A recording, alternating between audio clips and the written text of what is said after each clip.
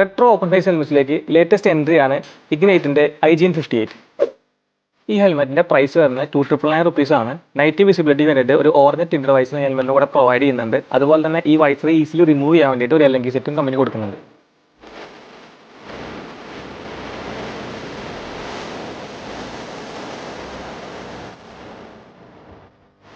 ഈ ഒരു ഐറ്റം നിങ്ങൾ ശ്രദ്ധിച്ചിട്ടുണ്ടാവും. ഒരു സ്പെഷ്യൽ മെറ്റീരിയൽ വെച്ചിട്ടാണ് ഹെൽമെറ്റ് മേക്ക് ചെയ്തിരിക്കുന്നത്, എക്സ്പാൻഡഡ് പോളിപ്രോപ്പിലൈൻ.